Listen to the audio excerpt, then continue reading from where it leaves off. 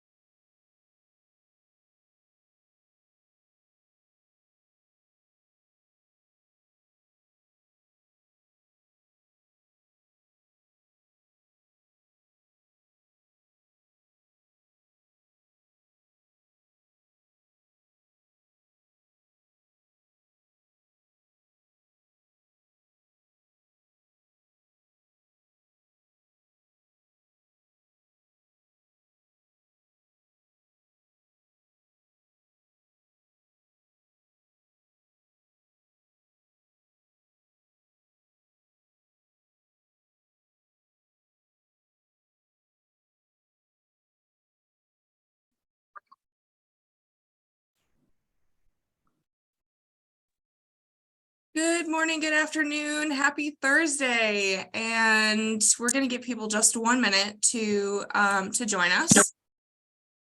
And again, as usual, welcome to our Life Plan 360 Thursday trainings. We do this every Thursday.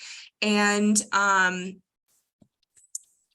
yep, so please feel free to participate. I very much like the participation, and I'm trying to do multiple things at the same time. So if you're posting in the chat and I have not answered your question right away, please feel free to jump in and let me know what the question is. But we do have a lot to cover today. So let me just admit a few people. I believe Kathy is actually jumping on to help me today and letting people in as we go, which will be awesome.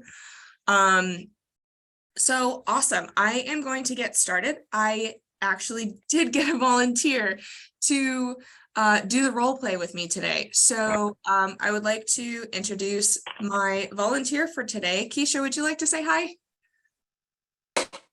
Hello. Awesome. Hello. So I am going to share my screen, and we are going to get started because we've got a lot of stuff to go over today. My normal first appointment takes about an hour and a half, and we have the next 59 minutes. So we are going to go through this fairly quickly. So share screen. It's like sleeping. And for everybody who is not participating and does not have questions, please mind your background noise. Awesome. So can everybody see the Life Plan 360 logo? Good. Just making sure I'm sharing the right screen. So this is the home page to Life Plan 360. This is where you're going to add a new client. So the first thing that we're going to do is add our client. So we have Keisha W. I usually put people's last names, but for today we don't need to. And we're just going to go Keisha test at gmail.com. It will not let you continue without an email address and a date of birth. So Keisha, how old are we saying our primary, or what the date of birth is our primary client? This primary client is 9/17/82. 82. Awesome. So we click on the year. We click on the back button and we can go back by decades. And it was 9/17. 9/17. And now we're going to click on Let's Get Started. So I believe we said that we are adding a spouse, correct? Correct. Awesome sauce. So we're going to go to spouse profile up here, and we're going to edit details. And what is the first name of our spouse? Let's put PRE. PRE? Yes. Awesome. And we will say that the last name is also W. If this person has a different email address and phone number, this is a great place to keep track of all of those things. But for right now, we're going to ignore it to save time. And what is our spouse's date of birth? That is 8/12/74. 8/12/74. 74 August 12th. Awesome. Update. Perfect. So now we have added our client and our spouse, and we can go over, for the sake of this discussion today, we are going to assume that this family is middle class, and basically we know that they're going to be a platinum client, so we're going to go straight into that. So first things first, so why are we here? What is it that you were hoping that I was able to do for you today? Well, we want to make sure that we have a plan together for retirement. Okay, anything else that we're solving for? Making sure we have savings, our kids, we have kids that are in college or they're ready to college, in college. So we just want to make sure we have everything together. Okay, great. So what I'm hearing is that you're looking to be able to send your kids to college without breaking your retirement. Is that correct? That's absolutely correct. Awesome. So just to kind of give you a 10,000-foot view of what we do, I'm just admitting people. So we create together a plan to cover and protect all of life's changes: homes, cars, college, marriages, vacations, lifestyle, retirement, all of it. We want to make sure that you have the ability to eliminate debt and stay debt-free for life, have a guaranteed retirement strategy, whereas you know exactly how much you will need in retirement and how much you will have in retirement and how much income that really translates to. And that retirement income will be between 100 to 150% of the money that you were making before retirement, or the money you were living off of rather. Protection from all catastrophic events, whether that be market related, financial, health related, all of it. And you can live your life, spend your money, and still leave an inheritance to your heirs, tax and probate free. How does that sound? Sounds amazing. Awesome. And so guys, just so you know where I got all of that, that is all right here. So if you literally read this down, it's all right in front of you. So you don't have to memorize that. Personally, I would, because it makes it so that this is kind of just a cue card for you, but so you don't forget anything, but it's all right here. And so we go to next. So you had mentioned that you have a couple of kids going to college. So do you have a plan for college right now? Well, as far as college is concerned, no, we don't have anything in that account. Okay, great. So let's take a look at this, and come on, there we go. So how old is the oldest? When will they be starting college? She would be starting college next year. Next year, so 2023. Correct. Awesome. Have you thought at all what it's going to cost you for college, either per year? An arm and a leg. An arm and a leg. Okay, so the average family contribution right now for a middle class family is about $20,000. Does that sound about accurate per year?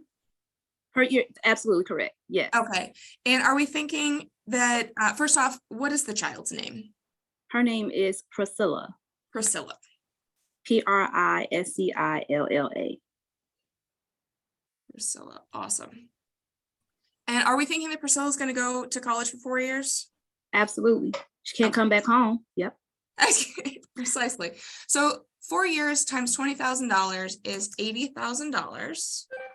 And are there any children younger than Priscilla that should be going to college? Yep, there's one more. One more. Okay. And when will they be starting college? Now we have time for him because he's 11. So 7 years. So 29? 2029. That's correct. 2029. Awesome. And what is his name? You said his? Prince. Prince. Awesome. Will Prince also be going for 4 years? Yes. Prince will be going for 4 years. And are we thinking that it's still going to be that same $80,000, or do we think it's going to be a little bit more? I believe it'll be more. So should we say maybe $100,000 just to be on the safe side? Absolutely. Yes, ma'am. 7 years inflation, cost of everything. Awesome. So we'll say that that's about $25,000 a year. And is that all of the children that will be going to college? Correct. Awesome. Okay. So basically what we've got going on here is that just college all by itself is going to cost your family $180,000 out of pocket over the next 10 years. So have you thought at all, you and your husband, have you thought at all about how you're going to pay for that? We can eliminate everything we have in savings and retirement, and that was it. Let me just ask you, do you have a financial advisor, financial planner at all? No, we don't. Oh, no, you don't. Okay. So you've been kind of trying to figure this out on your own. Absolutely. Yeah, we wanted to come to you to make sure that we get everything together as far as getting us a plan together. Right. And considering that Priscilla is a senior this year, you guys are probably pretty stressed out, with the college application process, and now, oh my God, now we have to pay for it. Absolutely. Can I give you a little bit of a reprieve? Yeah. Yeah, it's kind of a get out of jail free card, okay? Please do. Do you know who Cyril Northcote Parkinson is? No. So Cyril Northcote Parkinson was an economist in the early part of the 20th century. And whether or not we know it, whether or not we like it, we are subject to several of the laws that Parkinson discovered. And the first of those laws is that work expands to fill the time available for its completion. So basically, what that means is if Priscilla had a school project and she has 4 weeks to get that project done, when is it actually finished? It should be finished before the 4 weeks.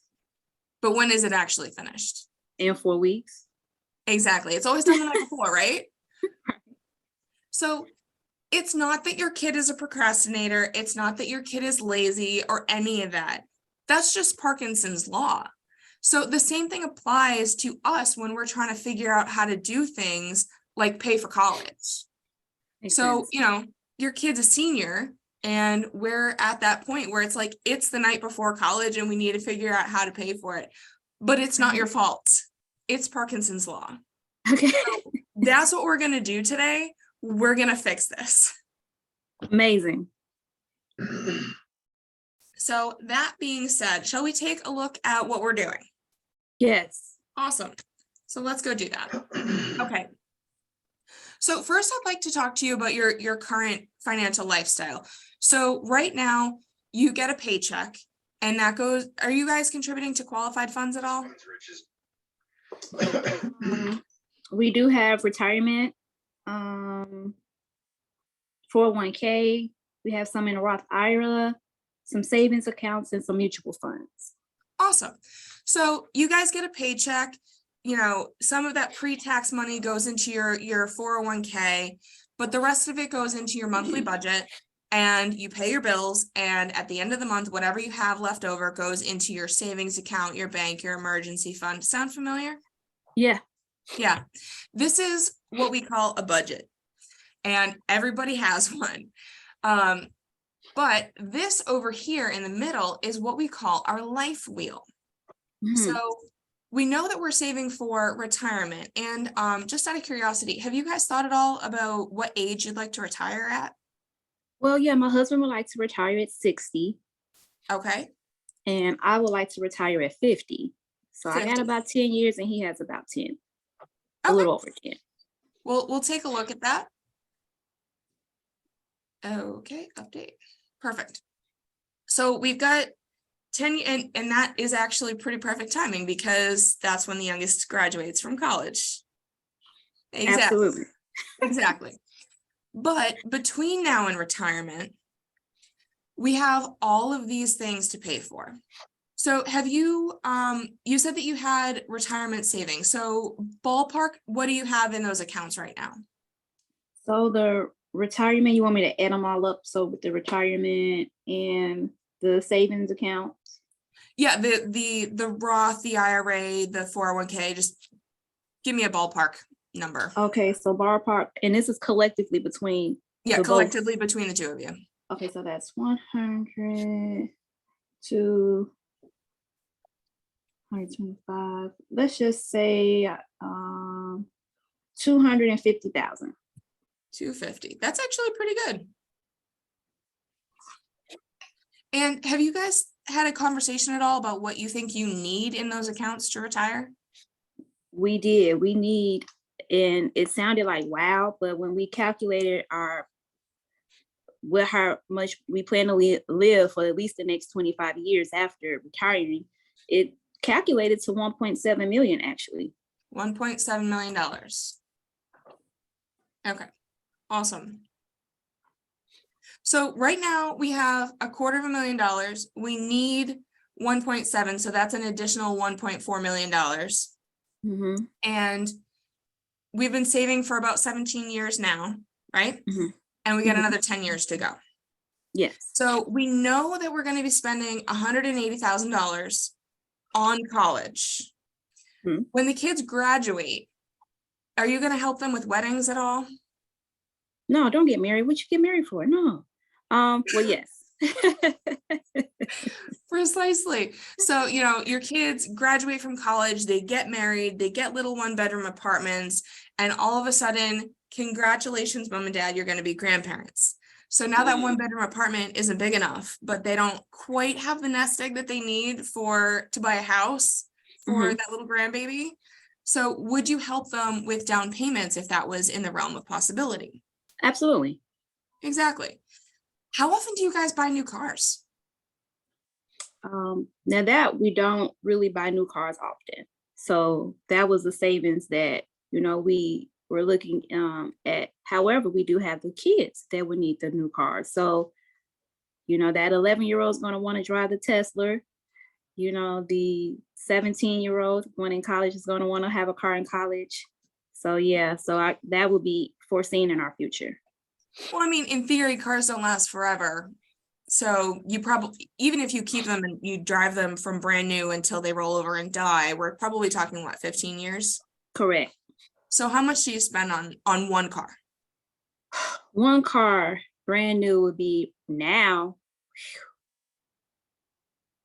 possibly 30 to 35,000.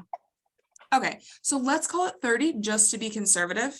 Okay. So, and we're gonna say that you've got 2 drivers and that the kids will be responsible for their own cars, just for the sake of argument. Okay. So that's 2 of you. So you're planning on living another 25 years after retirement. You're another 10 to 15 years before that. So let's call it 3 cars each Okay. for the rest of your life. So that's 6 cars times $30,000. That's an additional $180,000. Plus $180,000 that we're spending on college, plus weddings, down payments, and there's always things that just happen. The roof needs to be replaced, the water heater goes, and God knows you're going to need a vacation, right? Yes. A real vacation. I'm not talking a staycation or a sportcation. I mean a real vacation. Right. When was the last time you went on a real vacation? It's been a while, with the preparing for the college. It's like, we want to think about those things and not, do those. So, we take a sacrifice to plan for them. Honestly, that kind of makes me a little sad. I really try to make sure that my clients have the ability to look at their finances and say, yes, we can afford to take some time off and enjoy that time with our kids while they're still kids. Mhm. So that's something I think we should plan on doing. How's that Okay. sound? That Okay. sounds good. But with all of these expenses, right?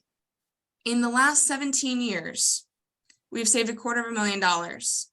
In the next 10 years, with all of these expenses to go, how likely do we think we're going to save another $1.4 million? Not the route that we're going now. Yeah.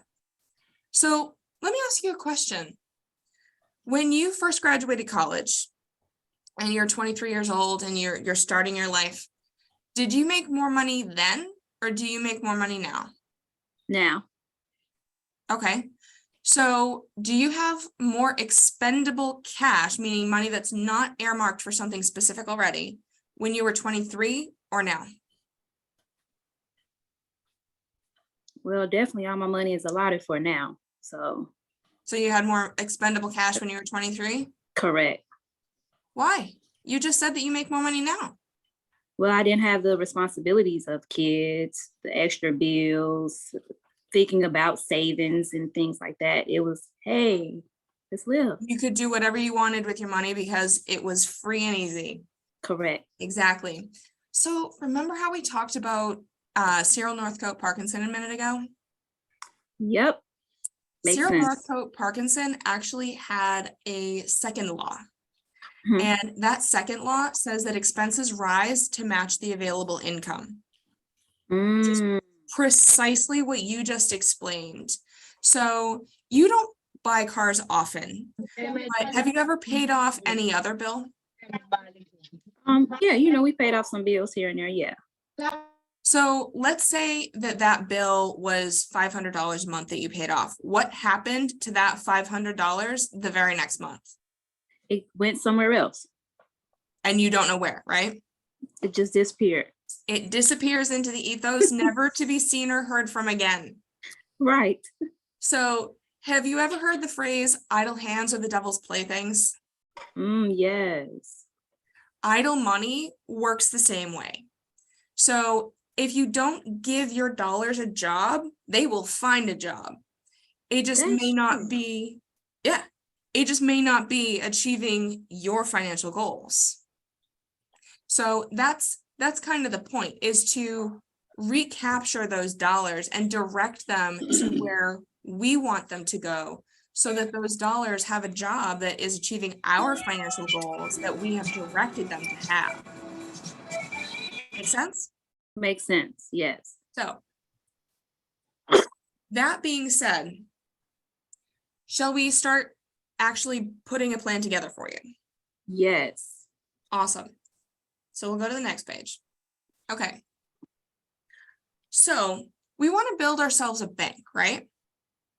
So that we can access our money in a predictable, guaranteed, tax-free way when we need it, right? Yes. Without penalty. Okay. So what does a bank have? Money. A bank has a big pile of cash, right? Mhm. A bank also has to have cash flow, right? Because if you have a big pile of cash, it depletes very quickly if you don't have income coming in to Correct. replenish it, right? Correct. So which one is more important, cash or cash flow? Cash flow. Cash flow, because you need to Yes. replenish that money. Correct. Exactly. Exactly. That's entirely true. So time out for one quick second, guys. This is your opportunity to make your client feel smart. It does not matter if they pick cash or if they pick cash flow. Just agree with them. And if they say both are super important, you can, give them a gold star, because, that's the $1 million question, because you need both. It can't function without both. So, but this is the opportunity to make your client feel smart. So that being said, time back in. So to see where we're going, we need to see where we're at, right? Correct. So do you mind if we take a look at everything that you've got going on so that we can see what can be done to start building that bank for you? Yes. Awesome. So why don't we start with income? So what is your annual income? That's the husband and I collectively, or just one? Just you. Annual income, we said 100,000 was the annual 100,000? income. Yeah. Awesome. And are you contributing to a 401k or 403b at all? Yes. Yes. And is that a 401k or a 403b? 401k. 401k. Do you know what your monthly contribution is? Monthly contribution. We just got on here 75k is in there. So let's see. So we've got $75,000 in it. Right. Do you know approximately what percentage of salary you're contributing, or? That is not on our paperwork. Do you know what you're approximately contributing? Monthly Yeah. Or annually, I can do the math, not a big deal. or annually, we'll say about maybe 12,000 a year then. 12,000 a year, so that's $1,000 a Yeah. month. Right, yeah. So, but guys, just for the sake of showing you my process, I can do that math in my head faster than I can do it on a calculator. But if they're giving you an annual contribution, I'm literally gonna take out my calculator, put it in and divide by 12. So it's $1,000 a month, just so that everybody's on the same page. And everybody knows how we got there. And I would do that with a client. If they gave me an annual number, I'm gonna bring up my calculator, even though a number like 12,000, I can do that math faster in my head. Mhm. Okay. Are you getting a match at all? No, No. Awesome. So what is our, what is Pre's, annual income? we'll say the same thing. $100,000? Yeah. Awesome. Is he contributing to qualified funds at all? Yes, and it'll be the same numbers for the, yep. So it's a 401k, $1,000 a month, Mhm. and our balance is $75,000. Yes, And is he getting a match? no, Awesome. Awesome, awesome. Okay, so do we have any other retirement accounts?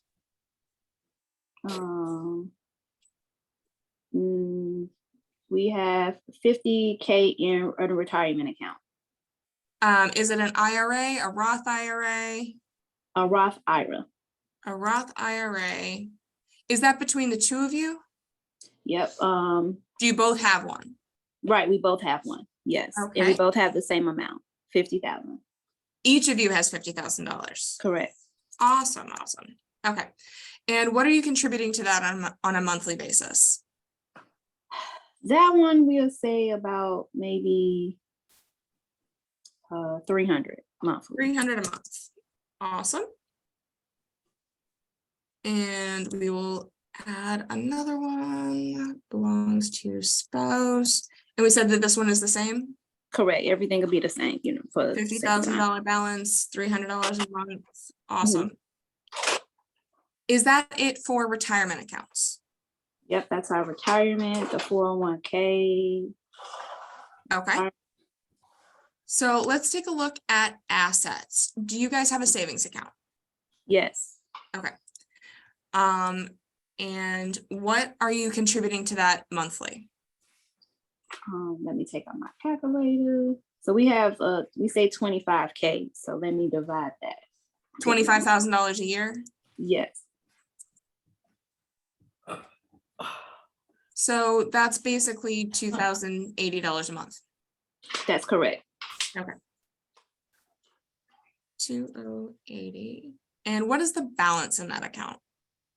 It's at 25K right now. $25,000. Okay. Update. Do we have any other assets? There's a mutual fund. Awesome. So we'll take a look at the mutual fund. And what are you contributing to that monthly? That's about the same, 2,083. I think that's what the number came out to be. 2,080 a month. And what's the Mhm. balance on that? 25K. $25,000. Update. And are there any other assets? That's it. Okay. Do you guys have a mortgage? Do you own your home? Let's start there. The home, we have 0. So yep, that's owned. Oh, okay. So you don't have a monthly payment. You said you own it outright? Correct. Okay. So what is the home worth currently? 350,000. 350. Awesome, awesome. Do you have any other real estate properties? Yes, there's one income property Okay. that brings in 3,000 monthly. Is there a loan against it? No, because there was no loan is against it. Okay. And how much is the home worth? That one is a smaller home, so that one's about 50. Let's just say 50,000. $50,000. Okay, 0. And is that $3,000 monthly included in you guys' income? Yes. Okay, great. So we don't need to worry about adjusting those numbers. No. any other assets or anything like that? Those are the only assets. Okay, great. So let's talk about debts. So do you guys have any car notes currently, credit cards, student have- loans? We have two that we need to attack, and those would be credit card debt and a personal loan. Okay. So is there only one credit card? Two credit cards. Two credit cards. So we'll put them in separately. So which one is this? So we say one credit card. I think we said the personal loan was 10,000. And then the credit cards collectively came out to 7,000. So we say one credit card is 3,500. 3,500. Okay. And how much are you paying toward that monthly? Let me divide those up by 3. So I would have had those numbers together. I added them up. Let's see. So let's just say $150 a month. 150. Okay. And we said that there is another credit card. Yep. And for the sake of time, it's the same thing, 3,500. That one is 150 a month as well. 150 update. Okay. And then that personal loan will be 10,000.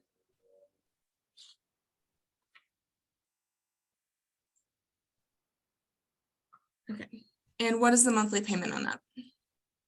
200. 200. Okay. And that's all of the debt, no cars, no student loans, Yep, that's everything. nothing like that. Okay, great. So this is the full picture of what we have going on right now, correct? Correct. Okay, great. So basically at this point, we're gonna start taking a look at these individually, line by line, and building our bank. Does that work? Yes. Okay. So can we start just at the top and work our way down? Is that good? Okay, great. Yes. So I want the scroll. Oh, there we go. Okay, so do you know who Ted Benna is? No. So Ted Benna actually created the 401k in the late 70s, and he did an interview with the Wall Street Journal probably 10, 15 years ago now. And basically what he said was that he was dismayed at the way the 401k had been implemented in American society. Specifically, what he says is that money that is not matched may be better off in another vehicle.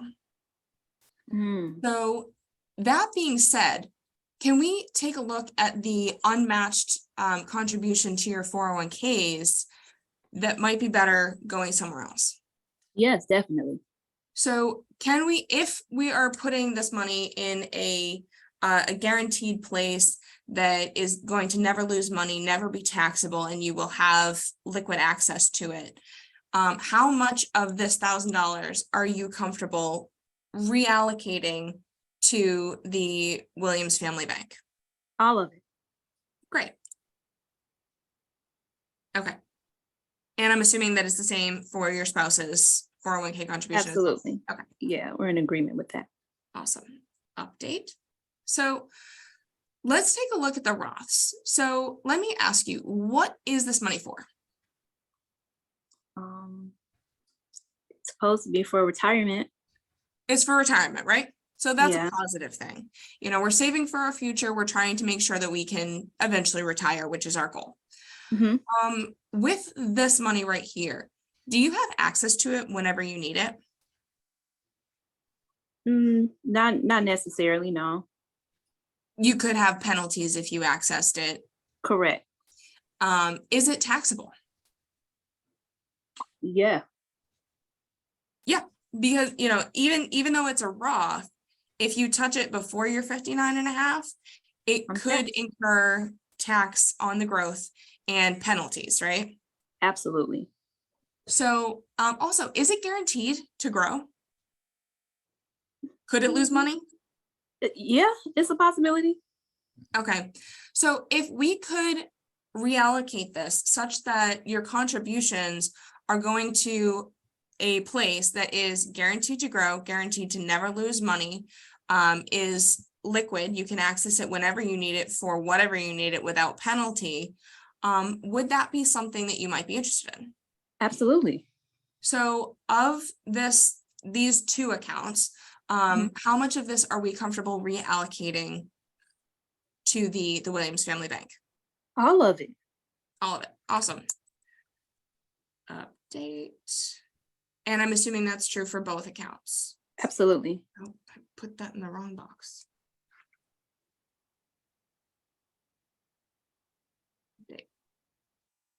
Update. So guys, for when you're going through the software, cash flow is a monthly contribution. Amount to add to your Life Plan 360 is a one-time contribution. So this is the cash pile. This is the cash flow pile. Awesome. Okay, so now we're down to the savings. So this $25,000, what is that for? Just for a rainy day, something happens to the roof, if we need to go grab it, if we do decide to take that staycation, it's like, okay, we got that there. So it was just savings, just sitting. Can I ask you a question? Mhm. Can you come up with a situation that you're going to need $25,000 in cash in 48 hours or less? Something happens to like a roof or something. But would you need that in 48 hours or less? Could you pay them like in a week or over time? Would you need that money in cash today? Yeah. Yeah, You would? I would say, well, no. Because if something happened to the roof, you're gonna need to find a roofer. You're gonna need to, they'll give you a quote, you'll pay it, but they're gonna give you more than 48 hours to come up with the money, right? Right. Yeah. Yeah. So honestly, guys, just for the class, the only reason I have ever heard of that you would need that amount of money in cash in less than 48 hours is bail. That's the only reason. Wow. Like that is genuinely the only viable reason. So if you had access to this money always within 72 hours, it's guaranteed to grow, guaranteed to never lose money. And is this taxable? The savings account, no, savings account's not taxable. It's not? No, because Are you that's money getting that, interest on it? not much, like 0%, something, You're 0.1. probably getting 0.1%, Correct. but that 0.1% is actually taxable. Shut your mouth. Okay. I'm serious. It is actually declarable on your personal income that, $20 you're making a year on that 25 grand is Mhm. actually taxable. So also let me ask you about inflation. Like you're only making 0.1%. So what is inflation doing right now? Making that feel like it's nothing. Right. So at, 0.1% interest, are you losing money in the savings account? Sounds like I am, yeah. So would it make you more comfortable to have it in a place that was guaranteed to grow? Absolutely. Awesome. So we're going to take a look at both of these, your monthly amount and your current balance. So of this monthly amount, how much would you be comfortable redirecting to the Williams Family Bank? All of it. Okay. On that one, I'm going to say that you're probably going to want to have something in your rainy day fund because there will be a time that you're going to want to go to, I don't know, a Grange fair or the zoo or whatever. And you're going to want to have cash today that you can just pull out of the ATM. So why don't Makes we sense. redirect like 75% of it? Okay. Okay. So we're going to redirect, just for simple math, $1,500 a month.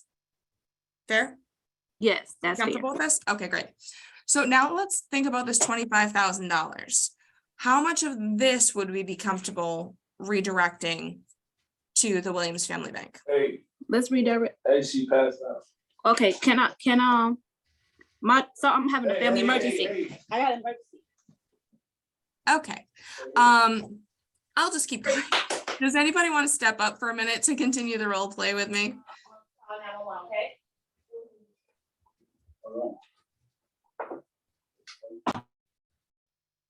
Right, I'll be on. Awesome, thank you. So of this $25,000, how much would we be comfortable redirecting to our family bank? Well, how much is my income? Forgot. $200,000 a year. Oh, okay, so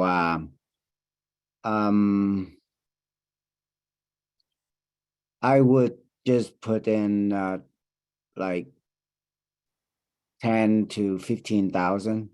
Okay, so we'll leave 10 and put $15,000 Mhm. in our bank. So we're gonna update that. So now we're gonna take a look at the mutual fund. And just for the sake of time, guys, I'm gonna go through a little faster, but I would normally ask the same questions. You want to find out, is it guaranteed where it is? Is it guaranteed to grow? Is it guaranteed to never lose money? What is this money for? And sometimes you're going to make a judgment call on that. With mutual funds, something I have heard from clients, they throw $100 a month at their mutual fund and they've got like $8,000 in it. And they're really possessive of that because, quite frankly, that mutual fund is not an asset. That mutual fund is fun money.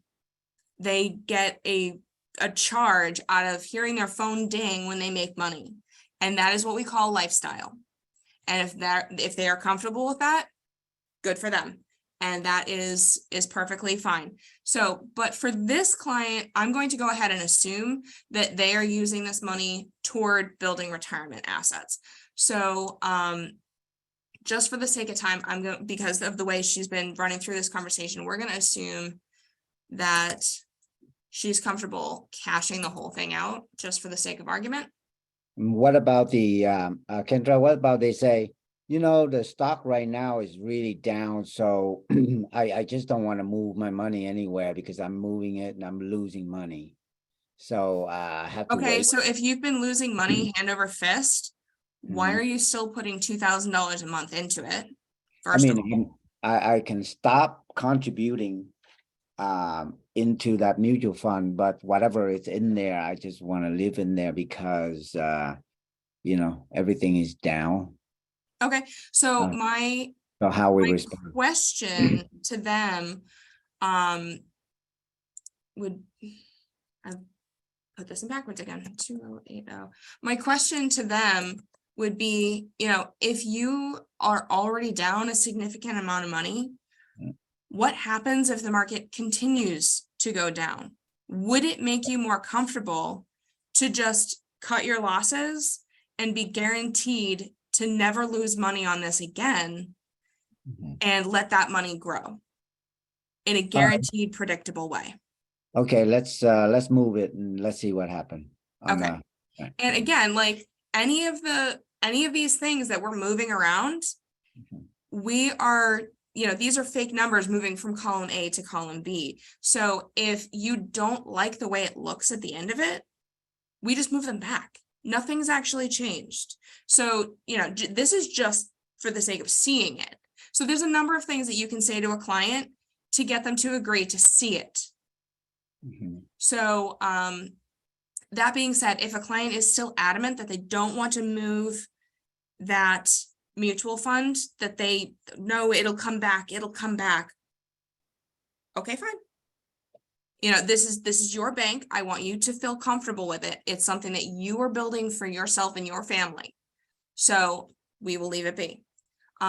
Never push them to the point of they feel uncomfortable with you, but there are a number of things that you can say to make them feel comfortable in at least looking at it.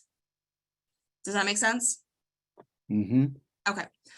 Okay, great. So, where you don't have any mortgages right now, my only concern here is FAFSA. And you really don't, for right now, we're gonna come back to the mortgages. I know we said we were gonna go from the top down, but is it okay if we come back to the mortgages? Yep, Okay, great. So also, the way to get around Parkinson's law number 2 is when we pay something off to redirect that money. We talked about that. We need to give that money a new job. But carrying debt is also not achieving your financial goals. Would you agree with that? yep. Because you're paying interest. So can we take a look at what it would do to the Williams Family Bank if we paid off some of these debts? Mhm. Okay, awesome. So right now I can see that we have more than enough money in our cash pile to just pay Yep, this off. So do you mind if we do that now? yes, please. Awesome. So we're gonna do that. We'll pay this off. Yes, update. We will pay this off. Update. And we will pay this off. Update. So what that leaves us with is $23,000 in our cash pile. And we're now contributing $6,700 a month, which is just over $80,000 a year into our Williams Family Bank. Okay. So we want to take a look at the mortgages. So clearly, we really don't need the cash to pay off anything, but especially with this this income home, this investment property that we have, that is going to be counted 100% on FAFSA. Oh, wow, really? Right. That will count against you because it's an income property. So just for kicks Can and I giggles, refi and take the money out? we can. So why don't we take a look at what that's going to do? Because that is going to become a monthly payment. So we will need to adjust some things. But that being said, hold on home refinance. Yes. So right now mortgage rates are very high.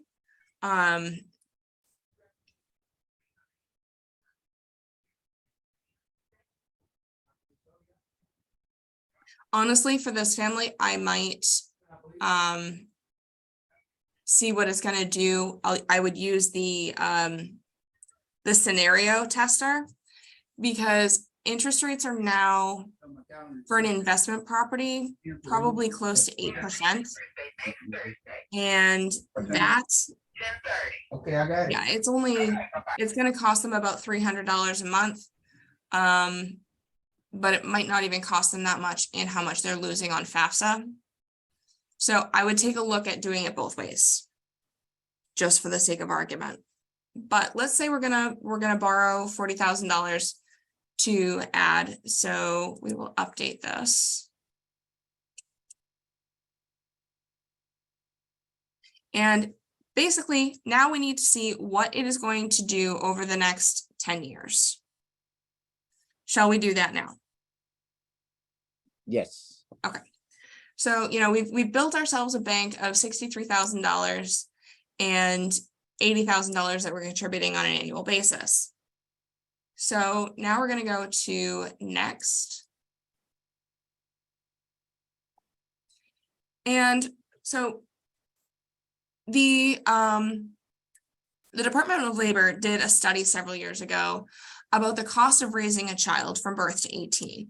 And it's significantly higher in the urban Northeast. In rural areas, it's significantly lower, and it very much depends on where you live. But the national average is $230,000 to raise a child from birth to 18 in a two-parent household making $100,000 a year with 2 children, which basically means that is $1,100 a month that we're spending on our kids. That being said, you're never going to recapture that entire $1,100 a month. But if we don't recapture some of it, Parkinson's law says that that money will disappear into the ethos, never to be seen or heard from again. So that being said, when our kid graduates from high school, turns 18, moves to college. We're spending $20,000 a year to have them in college, paying for their tuition, their room and board. Could we recapture $800 a month that we were spending on their expenses and now we don't have to because it's covered by college? Can we do that? Yeah. Awesome. Mhm. So basically what that means is now we're going to see how this plays out. So this year we're contributing $80,000.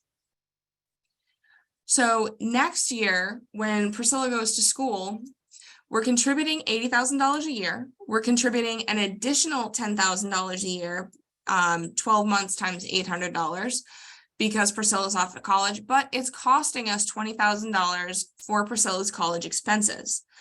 So what we've actually saved next year is $70,000, which brings our total to basically $140,000 in our Williams Family Bank. So 2024, rinse, repeat, 2025, rinse, repeat, 2026, rinse, repeat, 2027, Priscilla graduates. So we're saving $80,000 a year because we always have. We're saving the additional $10,000 because she has now graduated from college. She has moved out into her own little one-bedroom apartment and she is living her life. And it's not costing us anything for college that year. So now we're saving $90,000. So 2028, rinse, repeat, 2029, we're saving $80,000 because we always have. We're saving $20,000 because now Prince is going to college and Priscilla is off living in her own one bedroom apartment, but Prince's college expenses are now costing us $25,000. So what we're saving is $75,000. 2030, rinse, repeat. 2031, rinse, repeat, 2032, rinse, repeat, 2033, what happens? Prince also graduates, gets a one bedroom apartment and goes off to live his life. So now we're saving $80,000 a year because we always have. We are saving an additional $20,000 because both of the kids are in their own little apartments, living their lives. So really what that means is that we are now saving $100,000 a year. So let's see how that plays out actually. And this is saying that we're only doing this for 10 years. So all of that, after we've paid for the kids to go to college, we have saved $831,000. And this is what I like to call our cash in a tin can column. What have we not talked about at all? Where to put them? What about this money have we not talked about? We haven't mentioned growth at all, have we? Right, it just nothing. That's the earning zero right now. Right. So this is why I call it the money in a tin can column, because this is how much money you'd have if you did precisely this for that period of time, took that money, cash in a tin can and stuffed it under your bed. So what if you could get a guaranteed 40% growth over the next 10 years? Would that be good? Awesome. So let's take a look at that. So our guaranteed growth on that is $1.2 million. And we have $260,000 in retirement accounts. Is that going to grow? Yep. How much is it going to grow? Well, we got 10 years, right? Yep. So, Do you think it'll double over 10 years? yeah, give or take. Say it'll double in 10 years. Okay. Yeah, because And guys, whatever number they give you, go with it. Because it's just for the sake of argument. If they're really hemming and hawing, ask them what they think their interest rate, what their APR is. And you can use Einstein's rule of 72. You divide their interest rate into 72, and that's how many years it takes their money to double. So if their interest rate is, let's say 5%, it'll take 14 years for their money to double. So, okay, great. So we've got $1.2 million in our guaranteed growth, and we're saying that our $260,000 is going to double over the next 10 years. which gives us $520,000. And our total retirement comes to $1.78 million. And what was our goal? 1.725, I think. Mhm. So, and that's after we've paid for the kids to go to college. And also, this money here is never going to go down. It's never taxable. It's guaranteed to be there. And that's where we're going. So if this was actually possible, what would that do for your family? Awesome, great. That would be really great, right? Mhm. So, Peace of mind. guys, at this point, with my client, I would say this is the end of appointment 1, because at this point, we're usually like an hour and a half to 2 hours in. And I want you guys to take screenshots of this and actually, tonight over dinner or after dinner, whatever, have a conversation about if you think you could actually do this and how would that make you feel? And would you guys be comfortable with this? And next time we're going to come back, and because we haven't talked about where to put this at all, have we? Nope, So, our next appointment, I'll bring up a calendar to do that. We're going to talk about where we're going to put this, and you guys are going to design your own product for that. You guys are going to figure out what it is that you want. We're going to review every financial product available and figure out which vehicles pass your test. And that's what we'll do with it. Sound good? good. Yeah, but we're ready. Let's do it now. Don't have to think about it. So that is almost never the case at this point. They are really hitting a wall. They are information overload and keep in mind, I've just gone through an hour and a half worth of information in the last 53 minutes. So yeah, keep that in mind. There's usually with a client, there's going to be some pushback, there's going to be more discussion. But we have 4 minutes. I have not asked you guys for questions, and there are a couple other things that I wanted to talk about today. So item number 1, if you guys are sending me emails, I know it looks like I am sending emails that say, hey guys, come to the training. So if you're replying to those emails, I don't see them. Those come from marketing@icanfinancial.com. Please send me emails at kroads@icanfinancial.com, and I will put that in the chat so everyone can see it. icanfinancial.com. So that is my email address if anybody needs to reach out to me. Second thing, your homework, and I'm gonna guess that a number of people emailed me to responded to the emails that look like they're coming from me. Start a new email, send it to me that way. Your homework for this week is to volunteer to do the role play for next week. Anybody who actually does that and also comes back with a client that they would like to sit down with, again, I'm going to extend that offer that it's a 50-50 split on anything generated off of that appointment. So guys, I want you guys to succeed. I want you to make money. I want you guys to be able to get the software on your own. I know there's a number of people who have come to me that said they just can't afford the software right now. This is a great way for you guys to be able to afford the software. I will sit down with you. We will use my software. They are still your client. Anything generated off of it normally is a 60-40 split, but if you do your homework, it's a 50-50 split. So keep that in mind. Also, boot camp is March 1st through 3rd in Dallas. Plan ahead. And also please take advantage of the deal that's on right now. I think Ray said that you have until next Wednesday to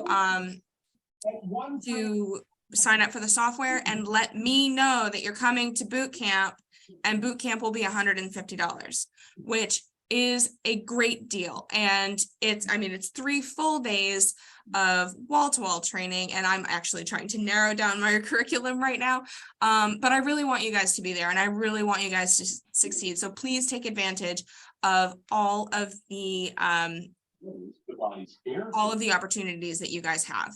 And please mind your background noise if you have background noise. The last thing I want to talk about, I'm going to share this, is the boot camp contest. So the contest is active now. It will be running through Tuesday, February 14th. And then winners will be announced on Tuesday, February 21st. So 1 week after the contest closes. To qualify for the contest, send me an email to tell me that you're participating in the contest. The subject should read boot camp contest. The body should say, hey, I'm in. Include your name, email, address, and phone number so that we have your contact details if we need to contact you.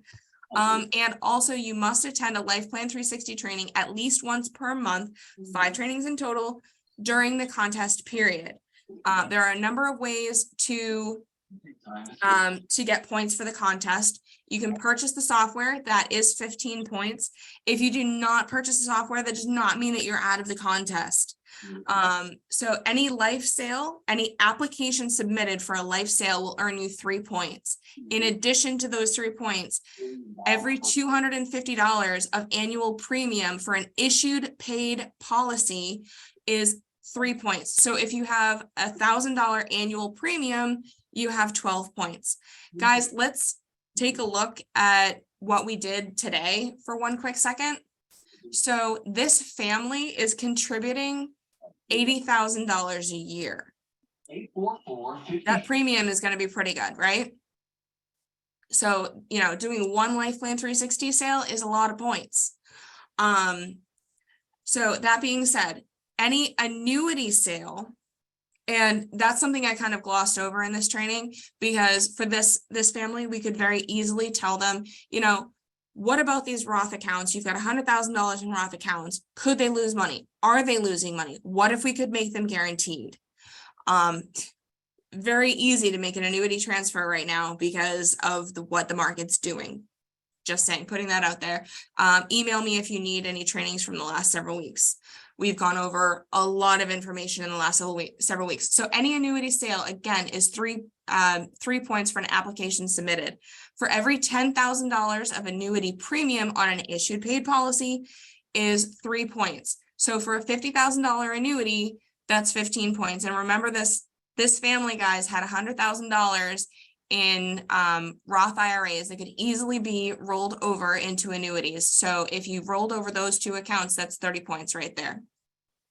So a prospect application submitted is worth 1 point instead of the 3. So basically a prospect application is any application that you are not writing on your own pen. So if you guys are splitting sales with me, you guys get full credit for the premium, but you don't get full credit for the application submitted because I'm putting those in, but you still get credit for them. That is very important.